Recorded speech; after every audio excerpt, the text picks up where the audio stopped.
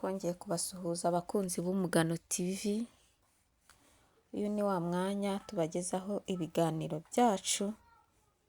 Uyu munsi tukaba tugiye kugaruka ku ngingo ijyanye no kubabarira nyuma yo gusohoka mu mubano ubabaza cyangwa umubano uri toxic.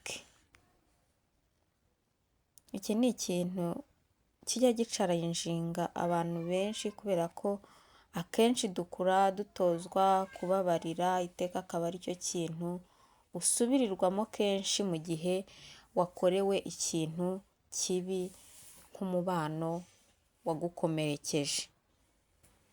Niyo mpamvu rero muri ino minsi turimo kugenda tugaruka kuri utwo tuntu twita duto duto ariko tuducarenjinga mu mutwe ku buryo uramutse utwirengagije no gukora urugendo rwo gukira bishobora kugorana. Uyu munsi rero reka twivugire ku kubabarira, turebe uko urwo rugendo rushobora gukorwa, tunarebe amakosa akunda gukorwamo ahubwo ashobora gutuma urushaho gukomeza kumererwa nabi aho kugira ngo ukire cyangwa se unabashe kubabarira bya nyabyo. Iki ni ikintu kenshi gikunda gucarenjinga umuntu uzi Imana cyangwa se umuntu wihatira gukora ibyo Imana ishaka, kubera ko dukora dutozwa kubabarira tukabyigishwa. Ariko iyo wakomeretse cyane kubabarira ntago ari ibintu biba byoroshye. Uyu munsi rero ntago tugiye kuvuga ku kubabarira nk'itegeko, ahubwo tugiye kuvuga kubabarira nk'urugendo, rukaba n'intambwe imwe muri nyinshi zo kugira ngo umuntu akire ibikomere.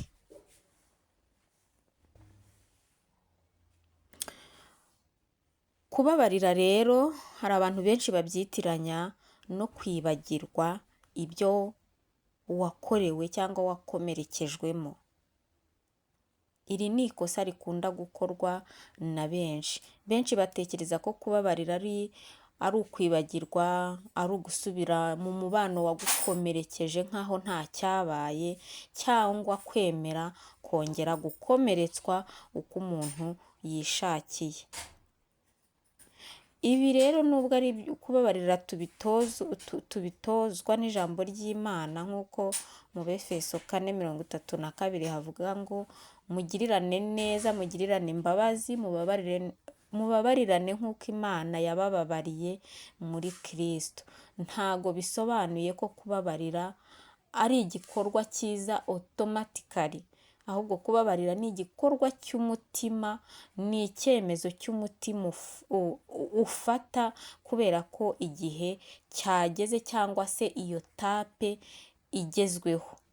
Ni ukwemera, ntago kubabarira ari ukwemera ihohoterwa ndetse n'andi mabi yose ushobora gukorerwa, nubwo ari ikintu dusabwa nk'abantu bamenye Imana kandi bagerageza kubaho uko ishaka ndetse no mu rukundo rwayo.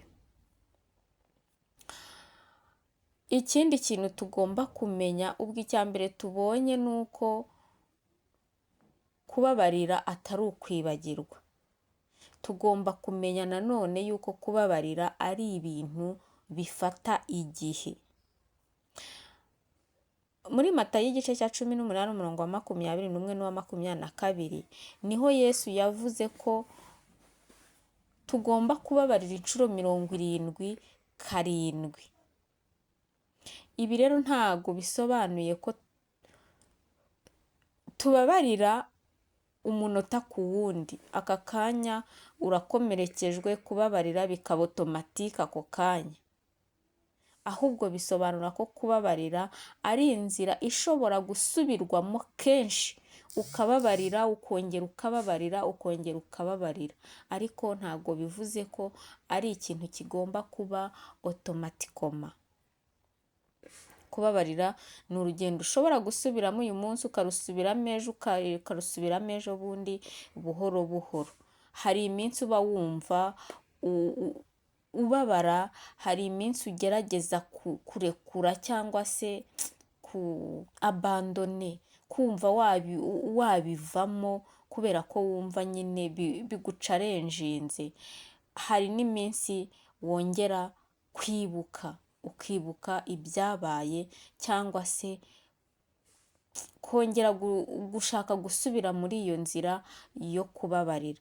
Ariko uko tubyumva turumva ko ni urugendo ruba rudakomeye mu by'ukuri, rucarenjinga ubwenge ndetse rugacarenjinga n'umutima wacu n'ibyiyumvo byacu, mbese ibyiyumviro byacu byose muri iyi periyode yo gukira biba birimo gukora, kuko ubwenge buba bugenda bugera bugira gute se nabivuga gute, buba bugenda bushyira ku murongo, bureba impamvu nyoroshyacyaha yatuma ubabarira cyangwa se utababarira. Urumva ko ni challenge ibikoresha umubiri wawe wose n'ibyiyumviro byawe byose kugira ngo umenye icyo gukora. Niyo mpamvu rero uhura n'ibi bintu byinshi bitandukanye, rimwe na rimwe ukumva urababaye, ukumva wasubijweyo, ukumva kubabarira ntubirimo, ejo ukongera ukabyibuka, ukongera ukabisubiramo. Mbese urugendo rwo kubabarira rufite intambwe rugenderaho, ugomba gutwara gake gake, kubera ko ntago gutwikira ari byo bisobanura ko wababariye. Ikindi cya gatatu ugomba kumenya ni uko kubabarira atari ukwanga gushyiraho imbibi cyangwa imipaka. Ijambo ry'Imana yego ritwigisha urukundo, ariko nanone itwigisha no kugira ubwenge. Urebye nko mu Migani igice cya 4:23 handitswemo ko tugomba kurinda umutima wacu kurusha ibindi byose. Kurinda umutima wacu rero ntago ari icyaha.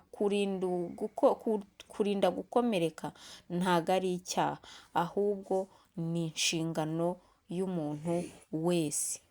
Ushobora rero kubabarira, ariko ntusubire aho wakomerekejwe cyangwa wakomerekeye.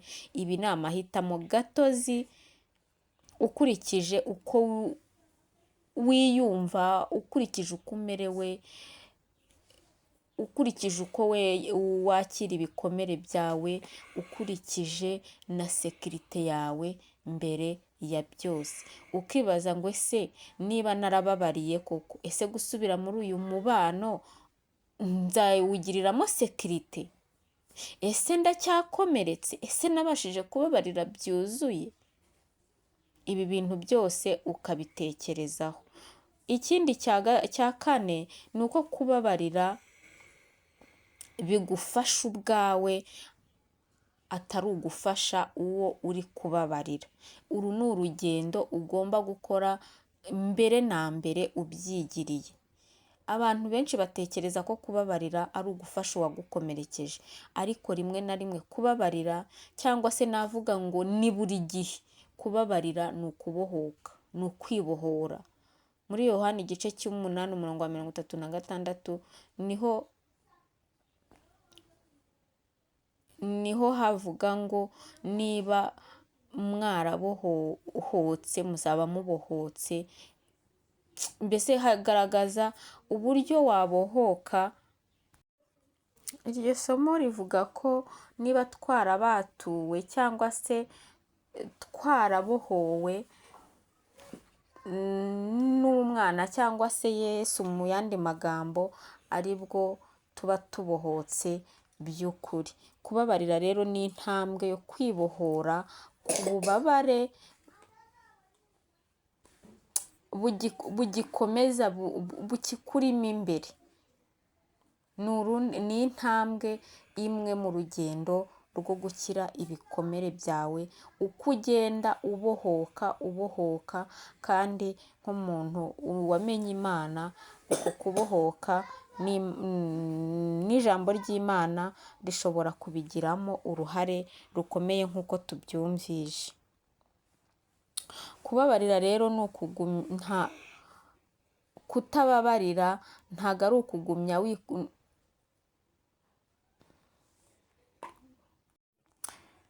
Kubabarira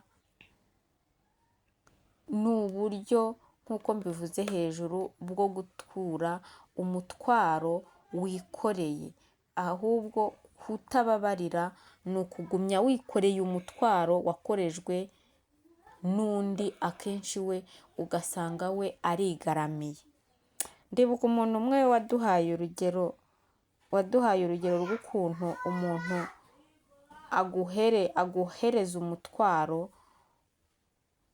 aguhereza umutwaro wenda ni nk'ibiro, aguhaye nk'ibiro 5 muri buri kaboko urabiteruye, ahagaze hariya, mu by'ukuri ibintu ni ibye urabimutwaje, ariko ofira mezire igihe kigenda gitambuka niho wowe ugenda urushaho kuremererwa, ariko we nta kintu aba yumva, mu buremere utwaye we nta kintu aba afashe, ni wowe ugenda urushaho kuremererwa kugeza aho ubaye puize n'amaboko akaba yarekura bya bintu bikagwa, ariko muri make wahazahariye. Iki rero ni ikintu kigaragaza ko kubabarira nubwo ni intambwe yo mu rugendo rwo gukira, ariko igomba gukorwa n'uwakomerekejwe mbere na mbere ari we ubyikorera kugira ngo ature wa mutwaro, kuko akenshi uwagukomerekeje nta n'icyo biba bikivuze, biba byararangiye, aba yaragiye ku yindi etape y'ubuzima, yaranabyibagiwe wenda ko hari n'ibyabaye, niyo abitekereje akabitekereza yihitira, ariko we wakomeretse ari umutwaro gitwaye. Niyo mpamvu rero kubabarira ni igikorwa cyawe ku giti cyawe wikorera, kigakurikizaho uwaguhemukiye nawe ukabona kumubohora. Bivuze ngo kumubohora, kubohoka kwawe niko kumubohora.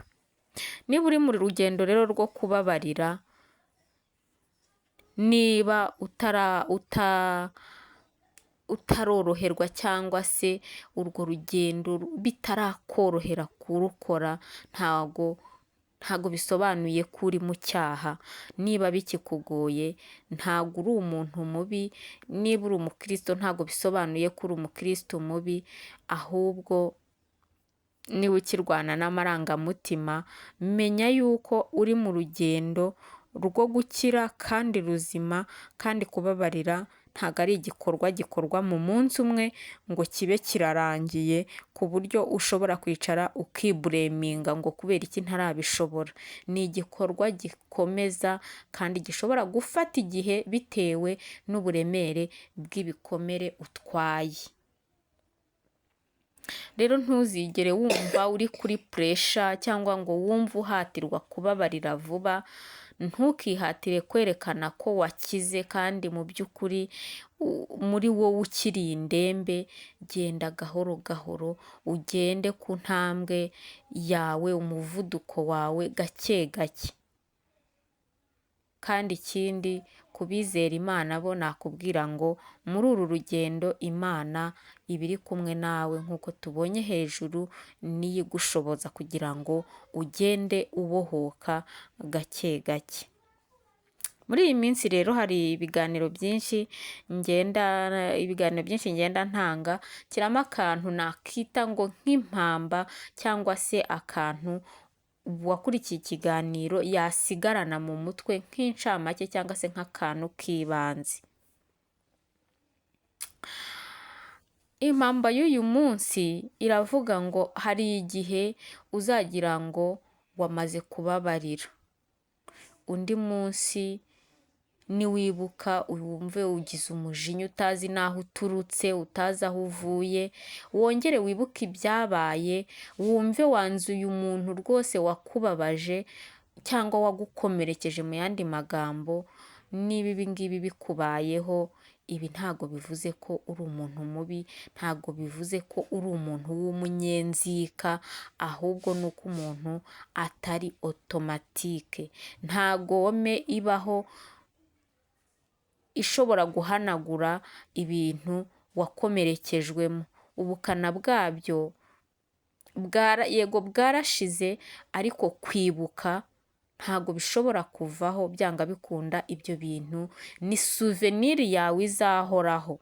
Ikizakubwira gusa ko ushobora kubabarira cyangwa wababariye nuko nubwo uzabyibuka ukibuka ibyo bintu byakubayeho cyangwa se ibintu uwo muntu yagukoreye, presiyo yo kumva wamwihoreraho cyangwa se wamuhana, uwo muntu ntabwo uzaba ukiyumva. Uzajya ubitekereza, ubitekereze nk'amateka yawe yashize, ariko kuba wakicara gutya ukaba wabiganiraho, ukaba wabitekereza se bikakugarukamo, hakaba haba imbarutso se ukabyibuka, ntago ari uko utababariye, nta nubwo ari uko ubika inzika, ahubwo uracyibuka.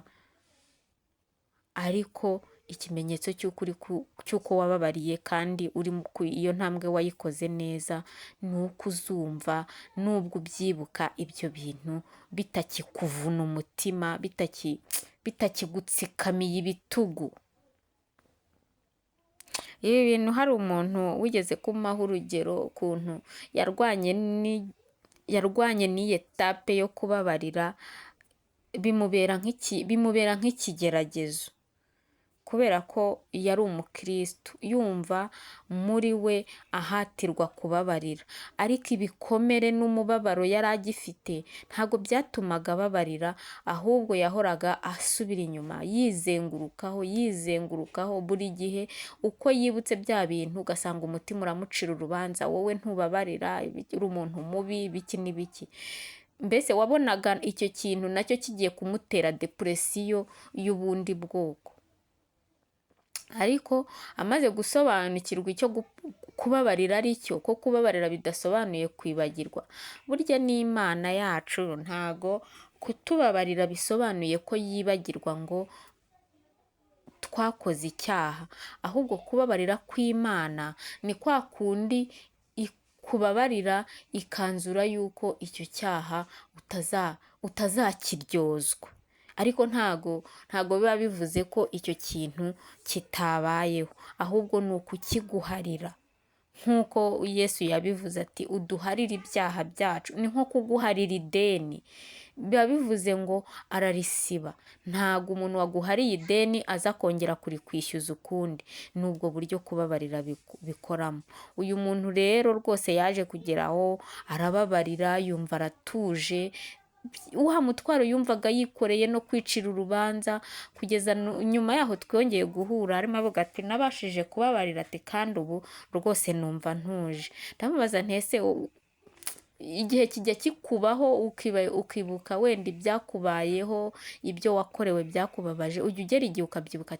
Ati ndabyibuka, ariko ntago mba numva hari ikintu bintwaye cyane ku buryo nakumva ngiriye umujinya wa muntu. Ati kuko mbere najyaga ngira umujinya, nabyibuka nkumva hari mubonye namukorera ikindi kibi muhora ibyo yankoreye.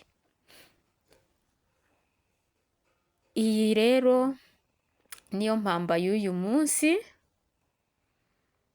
Reka tunasoreze ikiganiro cyacu cy'uyu munsi ahangaha, twe kwizimba mu magambo, kandi tubashimira uburyo mukomeje kudukurikira. ni Umugano TV, intego yacu ikaba ari iyo kugira ngo dusobanukirwe, tumenye ibintu byinshi bihereranye n'imibano akenshi mibi ikomeretsa, uburyo twabyitwaramo n'uburyo dukomeza gukora urugendo rwo gukira twe ubwacu, ndetse duharanira kugira ngo dukomeze ubuzima bwiza, tubeho neza. Ngaho rero murakoze, dushimiye abadukurikira bumva Ikinyarwanda, bari mu Rwanda, bari imahanga, ndetse n'abari mu gihugu cy'abaturanyi kuko cy'Abarundi, kuko tujya kuvuga ururimi rungana. Twabonye ko mudukurikira cyane kandi natwe turabakunda cyane. Umugano TV rero urababwiye ngo mubeho neza, muharanire gukira, muharanire gusobanukirwa, kandi mumenye ngo ibyo waba ucamo byose uyu munsi, ibyo waba waraciyemo, gukira birakomera, ukongera ugahaguruka ukema kimwe n'umugano, ukubitwa n'umuyaga, oraje zigakubita uragenda ugakora hasi, ariko iyo igihe cyiza kigarutse urongera ugahaguruka ukema. Ngaho rero murabeho, nahakagaruka, turabakunda cyane.